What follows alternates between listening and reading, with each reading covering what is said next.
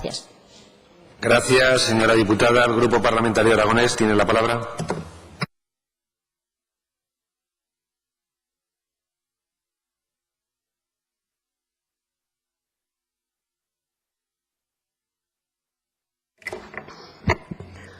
Gracias, señor presidente. Señora Gaspar,